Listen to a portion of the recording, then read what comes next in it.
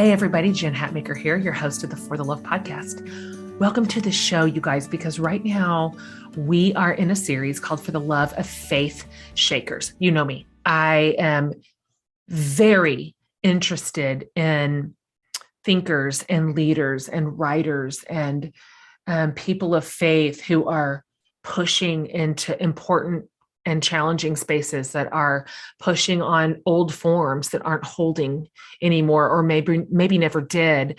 They're shaking things up and giving people a chance to view faith from a new vantage point, right? So today's conversation is, you're going to love it. Gosh, you are going to love her so much. I was just saying to my producer, I just got off this interview and I'm like, this is a profound person. Like, a very profound person. We could have talked forever. So wildly smart and thoughtful and poignant. So let me back up just a hair. Obviously, most of our country's denominations, churches, have a sordid history of not just disregarding, but stifling and even persecuting, obviously, Black voices in the church. And we still see a divide here. It's still really hard to find diverse churches on a Sunday morning that are genuinely that way. And race plus church is a topic just wrought with trauma. So I think it's important to me right now to bring into my spaces, at least, some Black leaders who are, some of them emerging, educating us to not just the faith perspective, but the lived experience of the Black community, us in the white community, and doing brave and profound work, moving us as a culture forward. The white community there's nothing really else to do except for us to listen and learn. Nobody needs any more white words, into this space. It's time to listen to our Black leaders and our people of faith that have something so important to say to us. Now, one of these people is with us today, and it is none other than Cole Arthur Riley. So listen, when we were putting together our list of guests that we wanted to invite into this particular series, Cole was at the very top. I started following her, I'm not really sure, I feel like maybe 6 or 8 or 9 months ago, and just couldn't believe what a powerful voice she is. And she's young. She's in her early 30s. I think she told me she was 31. And yet she brings this gravitas to the work that is so wise and bold. So Cole, let me tell you who she is if you don't know. She's an author. She's a liturgist. She's a speaker. She's focused on sharing poems and prayers for Black voices. Okay. So her prayers focus on Black justice, Black lament, Black rage, Black dignity and liberation and rest. They're creating this place to land for people who are often unable to find that same rest in traditional religious spaces that are often white dominant, right? She's put her whole heart and soul into a project called Black Liturgies, which you can follow on Instagram and should immediately. That's where I was introduced to Cole. And at Black Liturgies, she says that she seeks to integrate the truths of Black dignity, lament, rage, justice, and rest into written prayers. It's powerful stuff for everyone, for all of us to read. And then she has very recently, as of the airing of this show, released a book called This Here Flesh. And it is a masterpiece. And I did not say that lightly. So we'll discuss that and her very important faith work and more in our conversation. She is gentle, talking to her is both soothing and energizing. And I was able to tell her what I see in her and how proud I am of her work in the world and what I've learned from her. And I love her perspective. She sits at more than one intersection in which she speaks directly into. And you'll see that in this conversation. But this is a good one, you guys. She's a good one. She is a good one.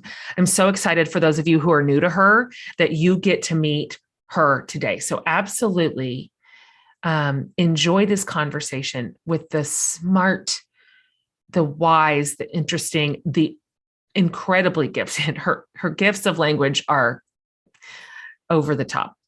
And so yay for us, because today we have Cole Arthur Riley. Okay. So you guys, I was just telling Cole before we hit record that I was never so happy to see her name as a confirmed guest in this series. I wanted to talk to you. So thank you so much for accepting the invitation. I'm just delighted to meet you. Yeah, thanks for having me. I'm so excited.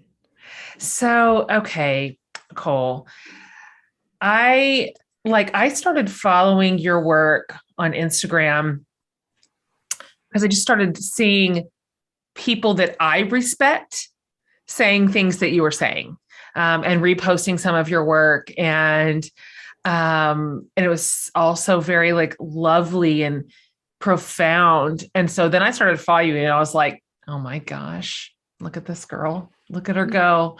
You're one of my favorite accounts in Instagram. And every time your posts come up in my feed, I am like, this is literally why Jesus invented social media. Like, this is it. So listen, I've sort of high leveled for my listening community a little bit about who you are.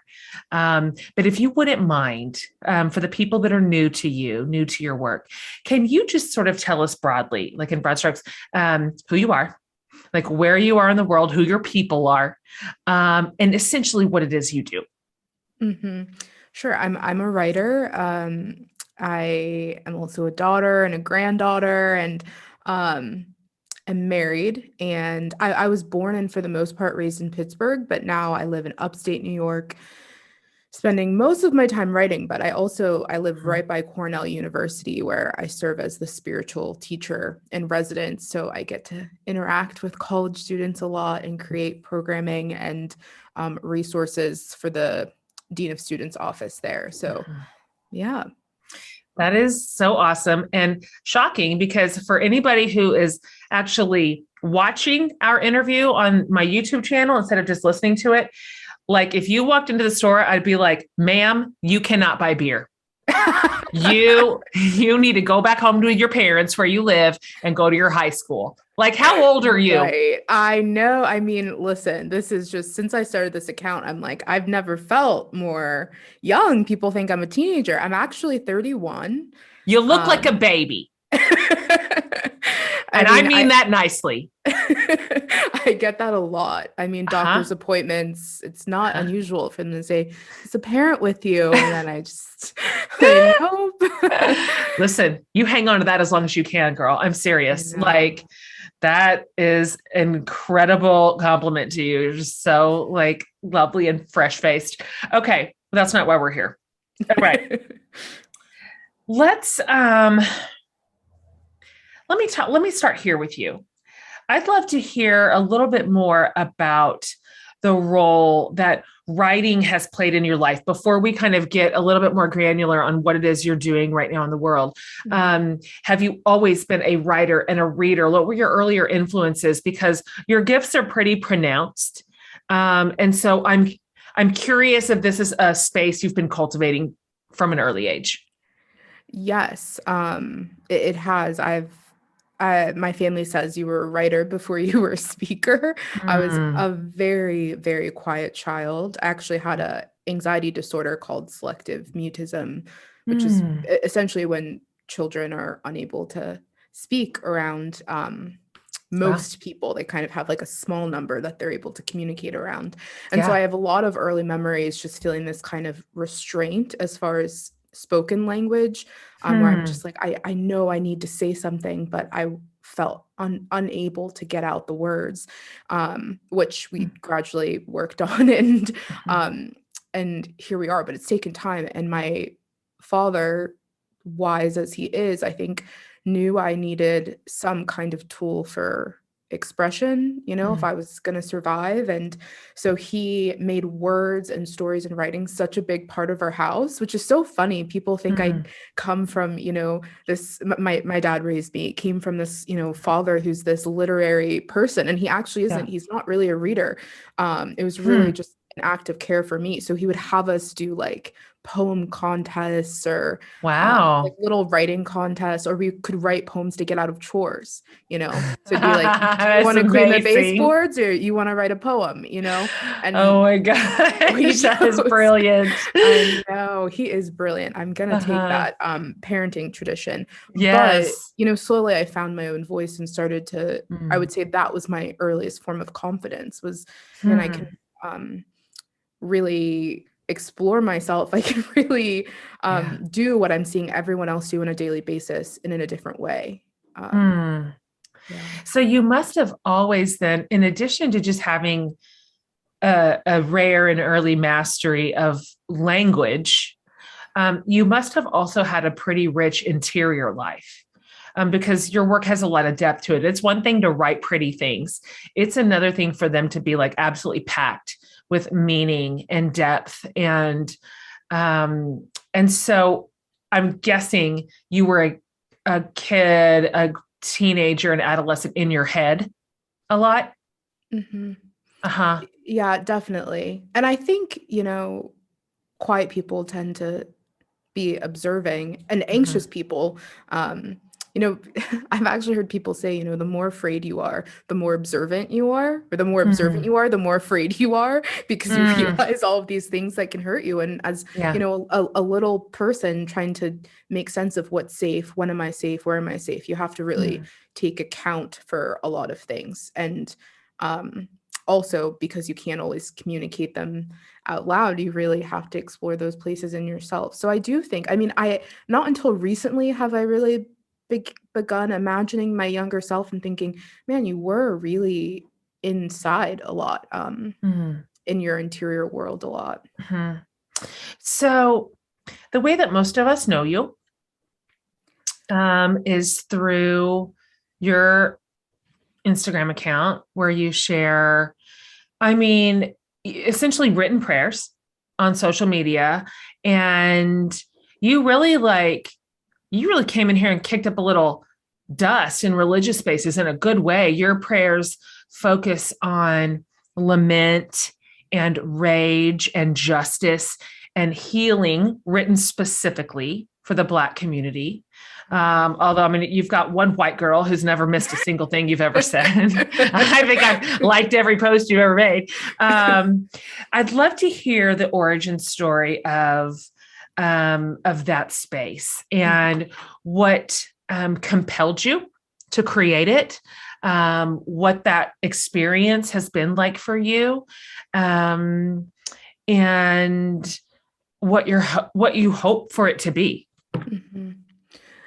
I started Black Liturgies at the end of June of 2020, so like a year and a half ago, and it was as the world was contending with the murders of Ahmaud Arbery and George Floyd, and we had the resurfacing of the murders of Breonna Taylor and Elijah McClain, and it was all happening in a very small period of time, a very short window of time, and when I'm most honest, I say Black Liturgies was born out of anger. It was born out of rage. And I hope it was a sacred rage.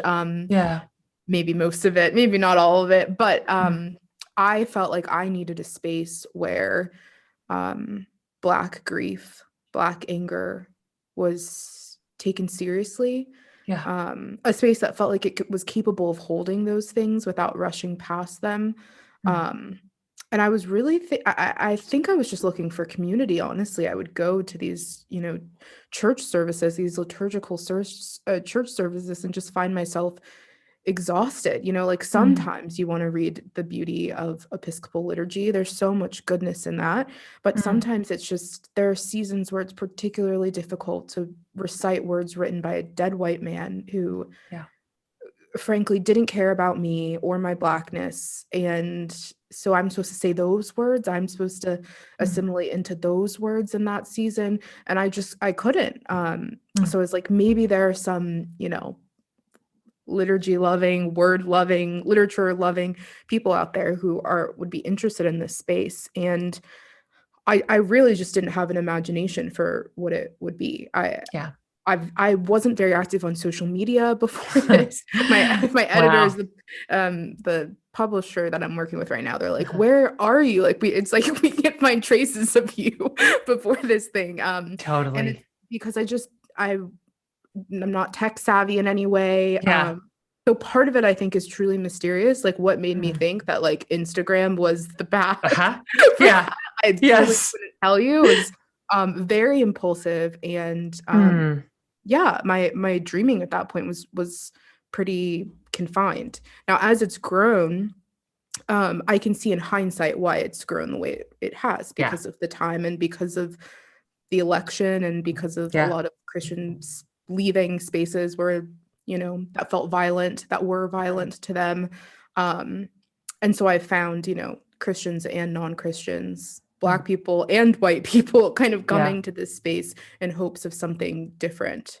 It had to have been a little surprising to see the groundswell of response to your words. And I have my own opinions about why that was. I am a variety of factors for sure. But to me, this, you have managed to combine this really rare, these rare energies of having both like a righteous fury, like a sacred rage, as you called it a second ago, which is appropriate and right. And you combine it with this healing, gentle, like nurturing energy, like of a mother.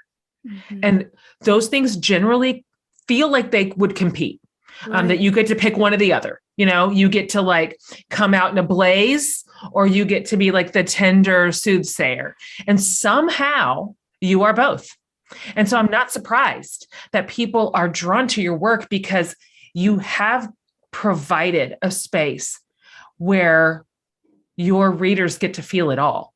They get to run the gamut of human emotion as they encounter, this next iteration of white supremacy in our generation and in our culture. And it's profound. I mean, it's really profound work. I'm curious about your faith background, because what was your what's your spiritual background here in terms of church, in terms of spiritual formation? Because you obviously are reaching toward liturgical practices. Was that your story, or did you come to that as an adult? Yeah, I came to it as an adult. I wasn't even raised in a church-going family. I don't think my dad or my stepmom would even call themselves Christians. I do think that my household possessed a kind of spirituality that was more about stories and words, like I said, definitely humor, myth even. My family's big on myth and just making up these stories and passing on these legends to children. And so there was a sense of spirituality, but it certainly wasn't, Orthodox Christianity. I encountered that later on in life, just in my own exploration. Starting late in high school, I became curious about, organized religion and organized religious spaces and Judaism as well. And then in college, I really encountered for the first time in a prolonged way, I guess, like a white dominated Christian space, a white evangelical Christian space. But at the same time, I was going to college. I'm a first generation college student, so I was experiencing this newness in like the college classroom where I studied writing, and I was reading, Zora Neale Hurston and Toni Morrison and James Baldwin for the first time. And so my kind of spiritual awakening was completely kind of Mm, entangled with this, literary awakening in the classroom. And it's just very difficult to kind of piece those things apart. It was just all kind of one big mm, experience for me. So I think my spirituality has always been given to kind of like storytelling and fiction even, and yeah. finding a lot of spirituality in Black authors, which that's just such a central theme in so much of Black Yeah. writing. Um, it wasn't until after college that I first encountered a liturgical space, Mm, and I was in a season of depression. I'm sure many of us have experienced that, where you just mhm, feel like you don't have the words to pray, to experience mhm. God. And in that way, I think liturgy can be a real harbor, a real relief to those of us who are just exhausted, because it Mm, just is kind of this, gentle offering for you. It's just laid out and it doesn't ask a lot of you. And yes. that was a season of life, that season of very intense depression, that I kind of began to clung to liturgy in Mm, a different way. And I don't think it's for everyone. I don't think it's the mhm, best way to encounter the divine, mhm. but I think for those of us who are tired of giving, Yeah. who are tired of having to use so much, yeah, creative energy, Yeah. um, or mental energy, and trying to figure out God, liturgy offers so much mystery and just a kind Yeah. of relaxed nature that you can rest in. It's a very restful kind of Mm, spiritual encounter, at least I think. what a good way to describe it. I also came to liturgy later in life. That was just wasn't a part of my sort of spiritual scaffolding that I ever had around me. And so I coming to it later, I find it profoundly meaningful. And I'm a person also who values words like you do. And so something about the cadence of it and the nature that it's something that I get to hook into, not something I have to create, Yep. or I even have to figure out.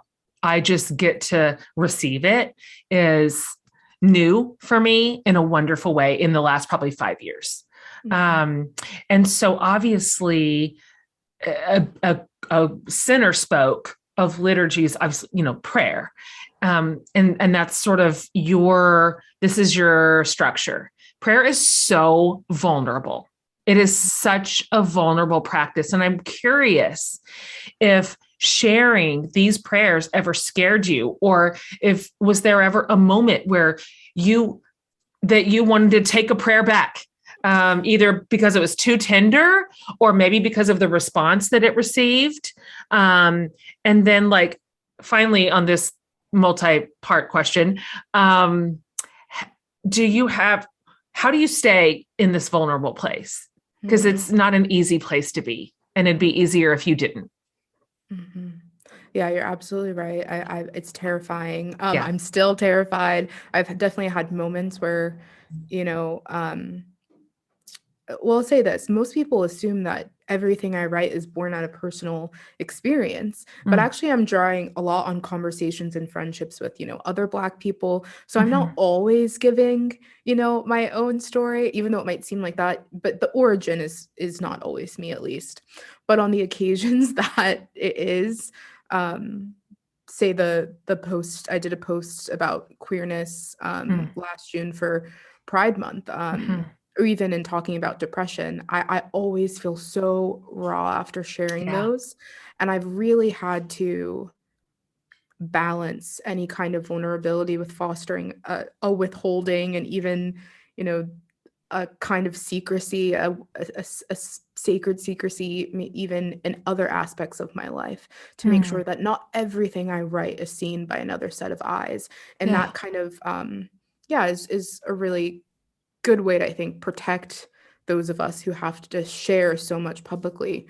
Mm, The post that I did for Pride Month, I was explaining, you're being led through these liturgies by my queerness just as much as my Blackness. And um, it was really costly. It was Yeah. that was the first time I had said Yeah. that. And you can kind of assume, social media is weird. You can kind of just assume the people Mm, who are following you or just like think mm, the same things as you. right. Um, and Yeah. so to find, these people, some people that I had built relationships with over the course of that first year who had uplifted my work, who I'd spoken Mm, to in DMs, were now in some way rejecting me. Yeah, I just bled mm. followers that day, which is Yeah. fine. It's good. That's a Yes. good purge to have, frankly. Uh-huh. And that Mm, rejection is only as big as it reawakens or calls to mm. memory other experiences of rejection and Certainly. alienation. So it wasn't even necessarily about that social media rejection, but it just stirred so many memories in me, Mm, took me to so many places in my interior life that I think were really costly. But that was a cost I had assessed for. I mm, planned for. I knew how I was going to receive care after I shared that. mm. And I think we constantly have to reevaluate that cost and make plans for how are you going to be cared for, in the wake of what that That's costs. good. Oh, that's so good. I want to ask you this, and it's just going to be your speculation and or your opinion.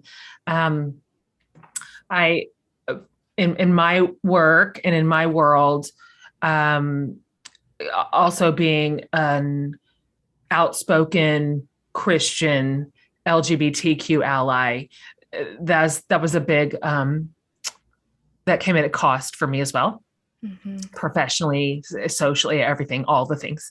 Um, and I'd love to hear your opinion because I don't know what your like analytic breakdown is, like on your Instagram following, how many of your readers are Black or people of color versus white. I don't know what that is, but it's interesting that there is a potential assumption that at the intersection of two marginalized communities. So one might think that a largely Black community who absolutely has a lived daily experience of marginalization would be like first in line to be Mhm. allies to the LGBTQ community. Mhm. There's just so much shared pain, so much Yeah. shared disenfranchisement, so much legally, socially, relationally. I mean, it's a similar path. Mhm. Obviously, very different histories and constructs, but similar pain, I should say. Yes. Mhm. What's your opinion on why that often is a problematic intersection in terms of mutual support? Yeah. I mean, I have so many thoughts. When you were speaking, I was thinking of James Baldwin. Mm-hmm. And he's someone that I think, even a lot of white conservatives will post about James Baldwin, Of post a course. James Baldwin quote, um, and kind of use him for his blackness, but deny his queerness or just Hmm. suppress his queerness in death. But he was a gay man. And the reason why, say Stokely Carmichael or James Baldwin aren't remembered in their fullness is Hmm. because people aren't people aren't willing to admit that their their thoughts and their work was informed by those things. And so Hmm. if you want to uplift them, you're also uplifting the gay That's community. And right. so I think That's about right. that. And I think that happens in white communities. I think it happens in Black conservative Christian communities as well. Um, to me, and I know that I don't want this to sound like an oversimplification, but I think there are people who are threatened by other people's beliefs, and there are people who have this inner stability, this stability of heart and what they think and believe about the world, that makes someone else's experience of living not a threat. And I think so many conservative Hmm. Christians, Black and white, who have been formed by white supremacy, that supremacy that's in there, that's in our like Yeah. that. It's not just be Christian because this is good, it's be Christian because this is right. Right. That's right. This is supreme. This is the That's right. the best thing you can be. And it's just sinister on every level. And it creates this mentality that anything in opposition is this threat. And instead of, I just think those of us who have made it out, I don't mean, No, you no, might get you it do wrong, but mean it. And yeah, I'm with you. yes, Yes. those of us who have made it out, Yes. I think we can look back and see just how restricted people are, just how Yeah. emotionally restricted people are in those spaces where they feel like they just can't tell the truth about what they actually think. I That's think right. it's all just I Mm. shouldn't say all, but it's just most of what people say they think is not true. I say this all Mm. the time. I just think most of what people say they believe is not true. It's about belonging and trying Mm. to maintain some semblance of belonging. And if you feel the only way you can do that is by hating gay people and being homophobic, most people are going to double down on that Yeah. homophobia, because what does it mean for me and my Mhm. experience of belonging if I want to push against this? I That's worked right. for a conservative Christian organization for a few years out of college, homophobic, Mm. transphobic, all of it. Yeah. And I would say 99% of my coworkers were queer affirming. We weren't allies. We weren't being good allies, but they were Mm. queer affirming behind doors, trans affirming Yeah. behind doors, but they wouldn't speak it because what Yes. would that mean? And so you had this Yeah. group of people so restricted. Yeah. So, I mean, I could say a lot about that, but I think it's really about a feeling of Mm. belonging. And when you have that inner stability of heart, it gives you courage to step away and say, I Yeah. trust that I'm going to find belonging elsewhere, that That's right. it's not worth sacrificing me on the That's altar right. of acceptance, you know? That's exactly right. I have said before, when I stood on the precipice of this way of being in public, not just private. Mhm. Tons of people are here in private. I know this. My inbox is absolutely full of lead pastors saying, Mhm. I don't know what to do. Like, my theology around this has shifted, but this is a career suicide, which it is. They're not Mhm. wrong. So you are right. This is happening behind Mhm. closed doors. But I remember when I could no longer bear the cognitive dissonance of having an internal conviction that I was too afraid to voice. What a terrible way to live. I Mhm. mean, I just left all my gay friends out there all by themselves. It was just wildly cowardly. I was just afraid. That's the bottom line. I was afraid. I knew the cost. I knew I would lose Mhm. a lot. But there came a moment that was just really clear for me when I just looked at myself in the mirror and I was like, Jen, you have two choices. You either get to maintain your career as you've built it, or you get your integrity, but you do not get both. So Yeah. you need to pick. Which one do you want to go? And I picked my integrity. Yeah. But what's interesting, what's been interesting in my personal experience is something that you just said, which is this hope, maybe this suspicion or whatever, that you will find new belonging somewhere else. And you Mhm. do. You Yes. do. Mhm. That, as it turns out, is not the center of the world. And there are these incredible communities out there in the wilderness, and they're beautiful and they're vibrant. And in so many ways, they're spiritually flourishing. And I wish I could go back and tell myself that sooner, because my only regret is that it took me so long. Yeah. And so it is true that strength of heart, not only will it see you through, it will lead you forward into spaces that are so lovely and beautiful and interestingly curious. Let's just get as many people with this as we can. Come on, like, you guys, come on, get out. The door's not locked. Yes. The door is not locked. Can we talk about pet peeves for just a second? I have one that I recently discovered when I was getting my finances in order, and I don't like fees. Okay, that's what I discovered. I mean, no one does, right? But those pesky hidden fees that might be small, but they add up, which is why I have been loving Chime. And if you haven't heard of this, it's an award-winning app and debit card, and it has no monthly fees and no overdraft fees for eligible members. You can overdraft up to $200 on debit card purchases and cash withdrawals with absolutely no fees. You can also send money to anyone, even if they aren't on Chime. And you guessed it, that's fee-free for you and no cash out fees for them. So for me, this part has been so convenient for friends and family and my team, because who in the actual world has cash on hand when you need it? No one. So make a good decision in this first quarter of the new year and join over literally 10 million people using Chime. Sign up takes about 2 minutes. That's it. And doesn't affect your credit score. So get started at chime.com/forthelove. So that's Chime, CHIME.com/forthelove. Banking services provided by and debit card issued by the Bancorp Bank or Stride Bank NA, members FDIC. Eligibility requirements and overdraft limits apply. Overdraft only applies to debit card purchases and cash withdrawals. Limits start at $20 and may be increased up to $200 by Chime.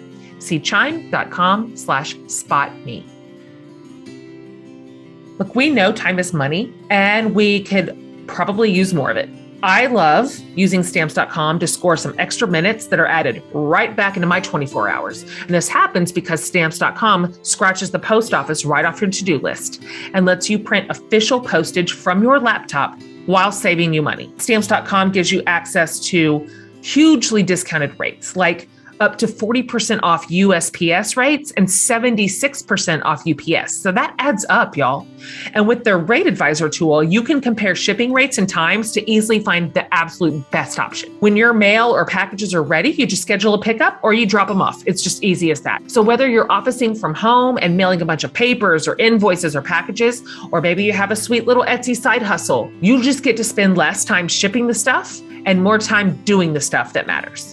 They've been around for more than 20 years, you guys, and have been indispensable for more than 1 million businesses. I'll tell you right now, the Jen Hatmaker team uses stamps.com for literally everything. And of course, over in the Jen Hatmaker book club every single month.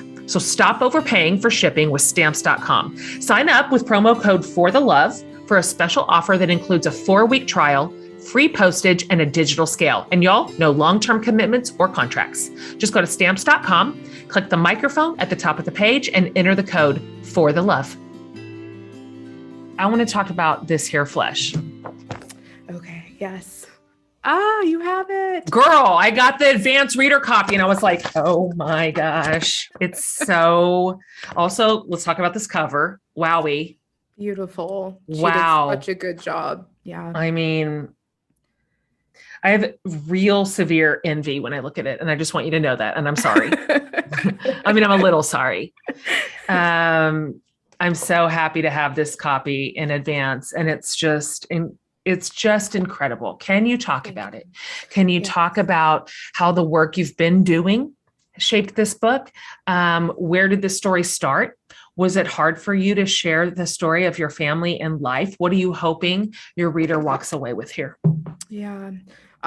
So this here flesh, it's grounded in a lot of the things that Black Liturgies was founded on.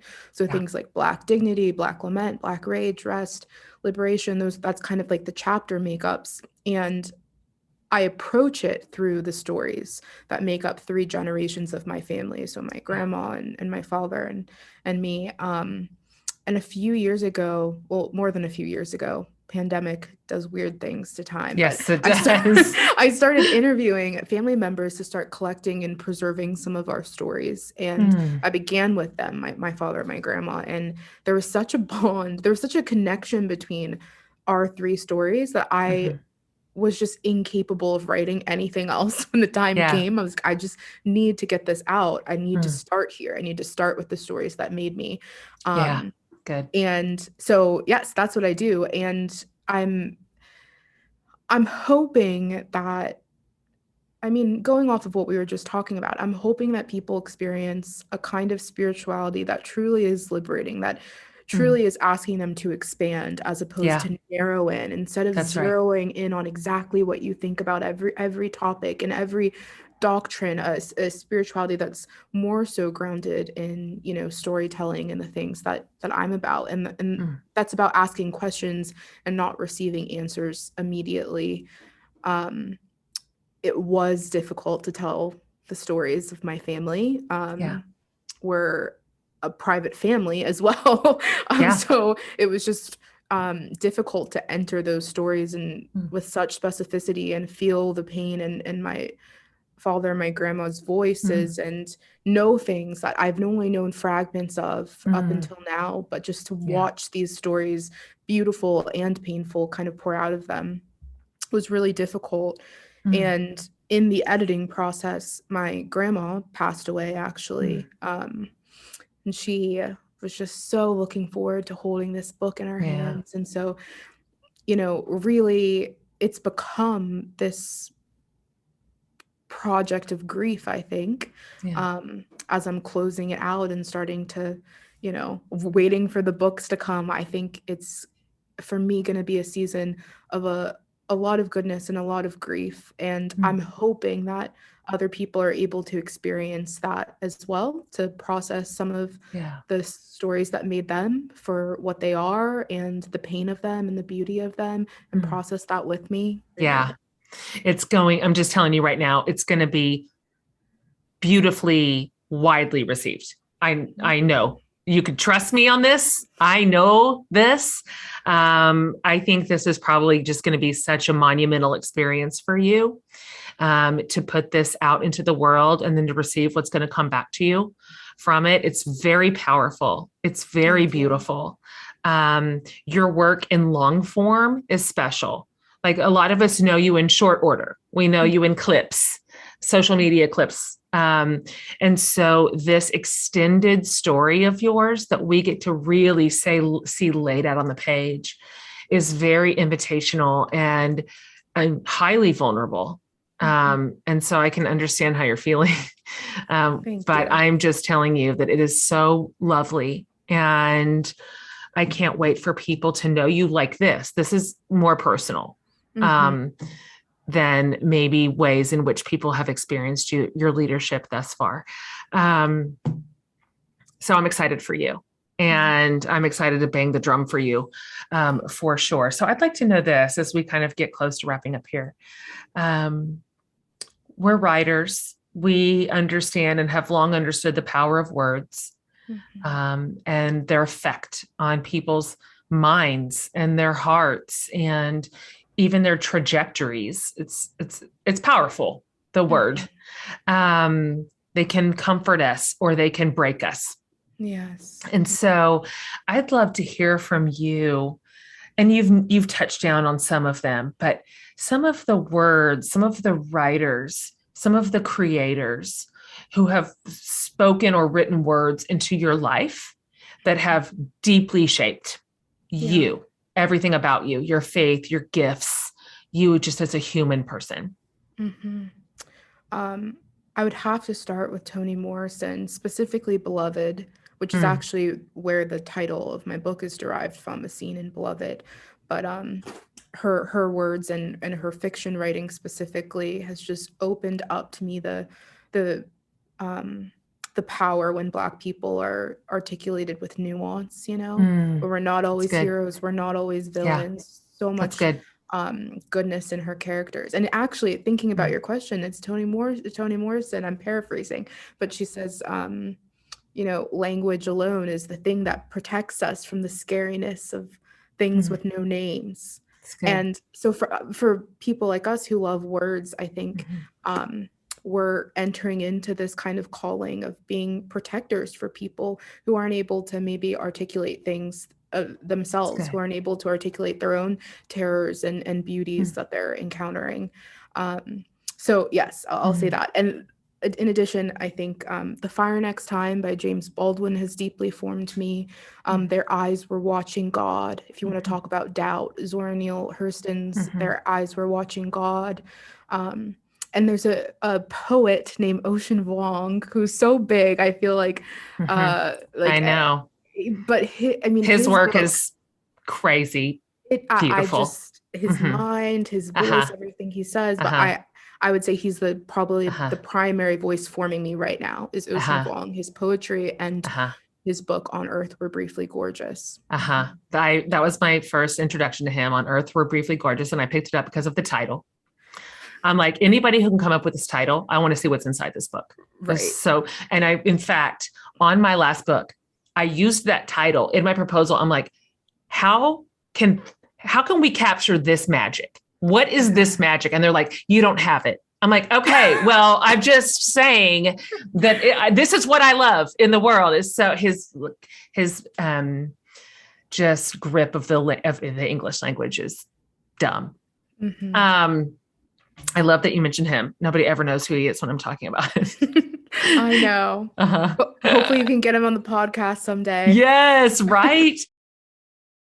Mental health. You know my record here. I am a big proponent of prioritizing mental health, and my receipts go back decades on this. Okay. So, in addition to therapy, there are a number of tools that we have in our toolkit to help take care of us in our lives and to feel empowered, to find courage and hope. And I want to tell you about a new one that I found. It's called Noom Mood. So with Noom Mood, you take the journey to mental wellness one step at a time.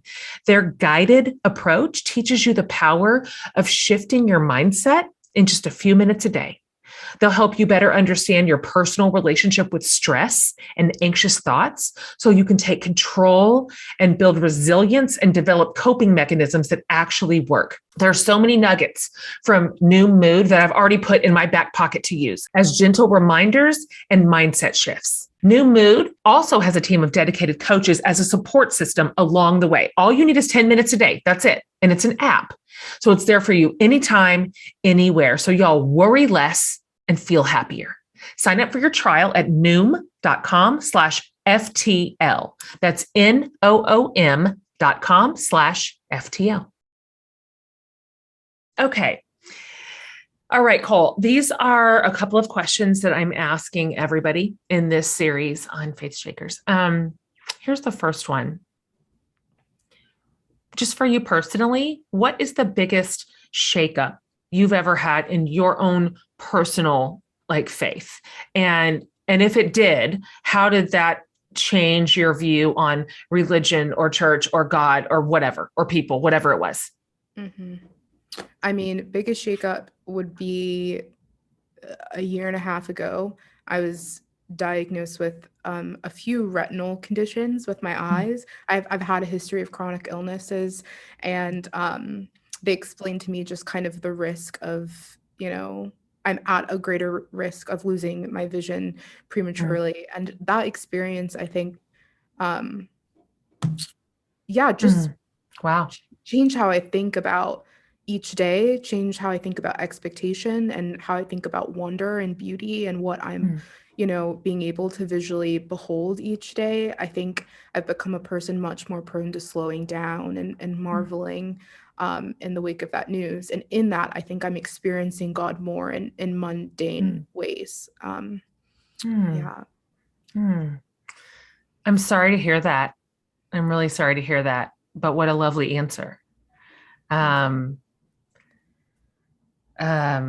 you for sharing that. This is the last question. Everybody gets this one. Okay. You've got your finger on the pulse of liturgy. So you've probably, or maybe read some of Barbara Brown Taylor's work. Yes. This is her question. She was one of the first sort of liturgical, spiritual leaders that ever gave language to me to make sense of some internal tension. And so she's special to me too. But her question is this, and you can please answer it in any which way. What's saving your life right now? Yes, adore this question. And I will go with the mundane and say, okay. Dumplings. Yes. Oh my gosh. No one's ever said this. This feels so important today. Yes. A friend of mine prior to the pandemic had taught my husband and I how to make traditional dumplings, and we're awful at it. We're awful at the folding, but there's something about the practice that just makes me feel close to her and close to people that I care about. She's Taiwanese American, and it's just been a really beautiful ritual that I'm grateful to be a guest to in this season. Yeah. This is exciting. Yeah. Do they taste good? It's okay if they look. They're so good. They're so good. And it's her recipe. It's nothing to do with us or you said, the way we're folding it. So good. I love that answer. Thank you for saying dumplings. That made me feel really happy in my heart. Okay. So before I let you go, just as a reminder, will you tell my listeners where to find you and everything, the book, all the things? Yes, This Here Flesh is available anywhere books are sold. You can buy it at a local bookstore, preferably a Black-owned bookstore Nice. if you can. You can also follow me at Black Liturgies on Instagram or at Black Liturgists anywhere else, pretty much. Um, and my website is colearthurriley.com if you want to sign up for my newsletter. Yes. Okay. Very, very proud of you. Thank I you. love your work. I think it's not just beautiful, it's important and it's timely, and this is yours to do, and you're doing it. And I recognize that there's a cost built in to this particular lift for you. And I honor it and I respect you for it. And thank you for paying it, because you could have done easier work. Your command of language is so special that you could go in 100 directions that have a lower cost. But the fact that this is where you go, this is where you send your words is, I'm grateful. I'm grateful. They've really meant a lot to me. And I can't wait for more of my community to follow you and to listen to your leadership. And I can't wait to talk about this when it comes out in a minute.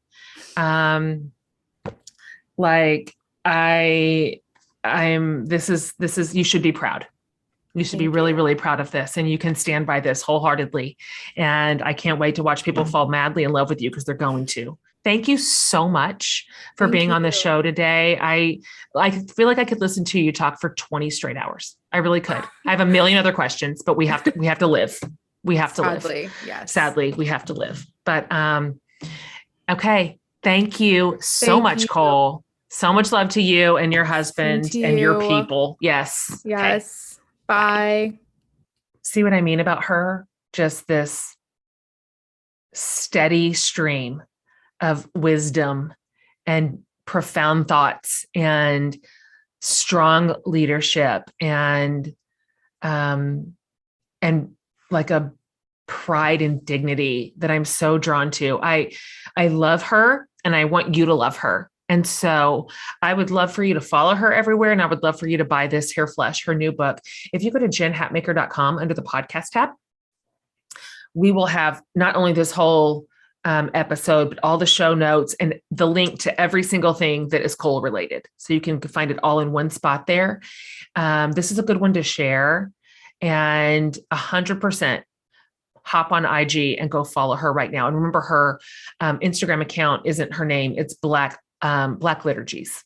Okay. So that's what you're going to look for over there, and you'll get a taste of her work and you'll see what I mean. So anyway, lucky us to have this level, this caliber of people in this series. And I'm so grateful that they offer this particular type of labor to my community. I'm just always grateful for this, and I will always be so thankful for it. All right, you guys, way more in the faith series here. We have an incredible lineup of leaders and thinkers and writers and pastors that are leading us well right now, leading us into important conversations, places of tension, places that need reform and reexamination. So don't miss any of it. If you have, go back and pick them up. And should you ever want to watch interviews as opposed to just listen to them, these are always posted in video form over on my YouTube channel. So you can pop over there if that's how you like to receive this type of content. You guys, thank you for listening and downloading. Thank you for subscribing to the show. You've just kept us going strong all this time, and that's simply because of you. So we love you, and we are so committed to this community. All right, you guys, see you next week.